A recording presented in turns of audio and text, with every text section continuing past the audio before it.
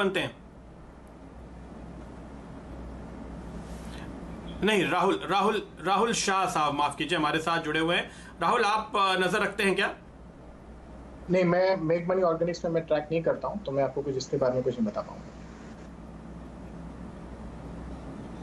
बिल्कुल, तो आपकी नज़र ज़्यादातर वायदा कारोबार वाले स्टॉक्स पर होती है, इसलिए आप कह रहे हैं ये बात, ठीक है। चलिए बात करते हैं उन शेयरों की जहां पर इस समय अच्छी खरीदारी देखने को मिल रही है, बड़े दिग्गज स्टॉक्स वायदा कारोबार के लिहाज से। और जिस स्टॉक पर इस समय मेरी नज़र है वो है टाटा मोटर्स। राहुल, इसमें आप देखिए, सुबह टाटा मोटर्स डीवीआर में अच्छी खरीदारी दिख रही थी, और अब आपको टाटा मोटर्स में आज जो कैश मार्केट के आंकड़े मैं देख पा रहा हूं, करीब करीब 70% वॉल्यूम ज्यादा है यहां पर जो औसत वॉल्यूम होता है उसके मुकाबले में, और ये स्टॉक 6% की तेजी दिखा रहा है। एक लॉन्ग करके जाएंगे आप? डेफिनेटली प्रदीप जी, इसको लॉन्ग करके जाऊंगा। मैंने देखा है कि लास्ट एंटायर वीक में हमने देखा कि ऑटो स्टॉक्स ने अच्छी खासी बढ़ोतरी देखी नहीं लोअर लेवल्स पे, तो टाटा मोटर्स मेरे ख्याल से आज अच्छे खासे लॉन्ग बिल्टअप भी देखने को मिला है।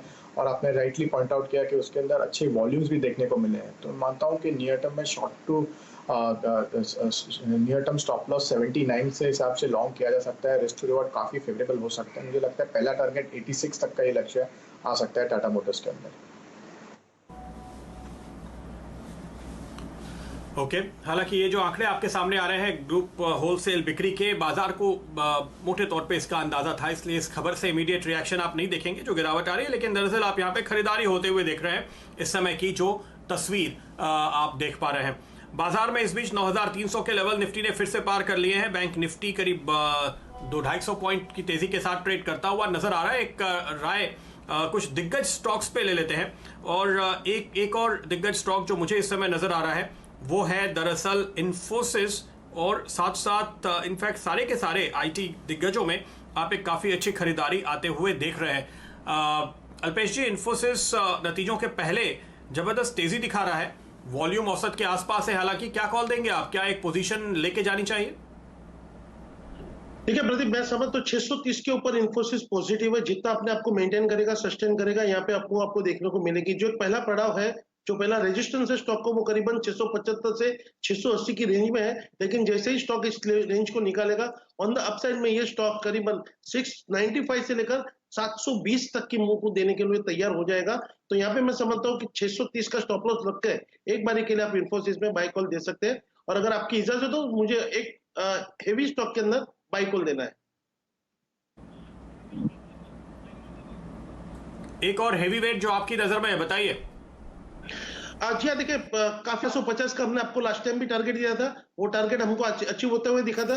मैंने लास्ट टाइम भी कहा था कि 1150 इतना तक जब तक आता है, ये that will provide very strong support. और पिछले हफ्ते में देखिए 1148 की लो बना करके अब ये स्टॉक 1250 के पास में आ गया है। मैं समझता हूँ अब ये 1250 का ब्रेकआउट देने के लिए स्टॉक तैयार हो चुका है। तो मैं यहाँ पे कहूंगा कि ट्रेडिंग के लिए अब ये एक बहुत ही अच्छा सा ट्रेड बन रहा है कि आप करंट लेवल पे बाय करिए, 1200 के नीचे का स्टॉप लॉस लगाइए। मुझे लगता है पहला पड़ाव, पहला टारगेट बनेगा 1300, और उसको निकाल के स्टॉक 1350 तक चला जाएगा।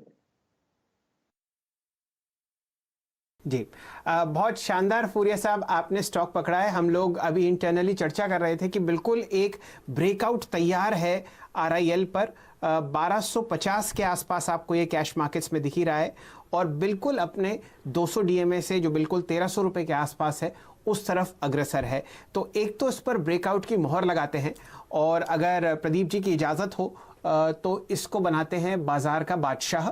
और दो और स्टॉक्स जहां पर आपको बहुत अच्छी तरीके से तेजी आती हुई दिख रही है, HDFC बैंक नतीजों के बाद उसको बनाते हैं रफ्तार का घोड़ा, और इन्फोसिस को नतीजों से पहले बनाएंगे हम निफ्टी का नवाब।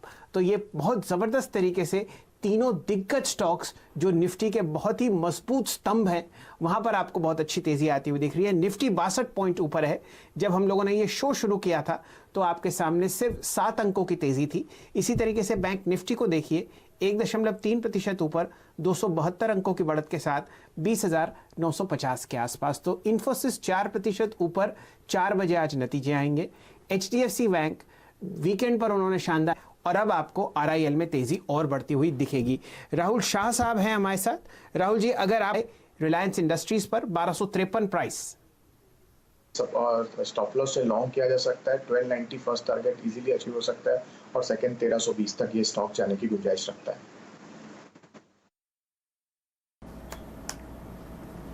चलिए 1320 के लक्ष्य में अब अगर आप इसकी थोड़ी लंबी अवधि का चार्ट दिखाएंगे तो आपको दिखेगा कि एक शानदार आपको मेरे ख्याल से आपके सामने, जी हाँ, मार्च 2020 का हाई लगता हुआ दिख रहा है, जो कि लगभग 1.25 महीने, और अगर ये चलती है तो आप देखिए बाजार का ऊपर जाना बिल्कुल तय है।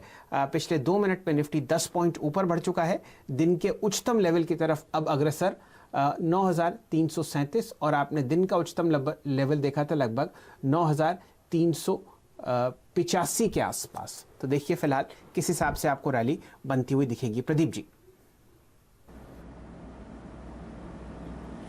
बिल्कुल, तो ये कॉल आपके लिए रिलायंस पर आते हुए, और HDFC बैंक एक और स्टॉक जिस पर अभी शैल जी आपने बात की, दर्शकों को याद दिला दे कि शुक्रवार के 900-905 के दायरे में थे, तो वहां से आज आपने 40-45 रुपए के मुनाफे पर बैठे हैं। अल्पेश ये बताइए, वो पोजीशन क्या बुक करेंगे या अभी होल्ड करेंगे? पोजीशन को आपको होल्ड करके चलना चाहिए, थोड़ी जल्दबाजी नहीं करनी चाहिए साइड से। मार्जिन सुधरती हुई नजर आई होगी, तो एनालिस्ट जो अंदाजा लगा रहे हैं उससे आपको थोड़ा और बेहतर नतीजा दिखे। तो मेरा मानना है कि अभी जो नेक्स्ट बैरियर है 950 है, उसके ऊपर मैं बहुत एग्रेसिवली जाके बाय करने की सलाह दूंगा। अभी एक्यूमुलेशन जोन है करंट लेवल से करीबन वो स्टॉक है जिसने दरअसल आज सबसे ज्यादा कंट्रीब्यूट किया है बाजार को ऊपर जाने के लिए। तो आप देखिए 350 पॉइंट ऊपर बैंक निफ्टी है और 4.5% ऊपर HDFC बैंक है। शानदार नतीजे इसने पेश किए।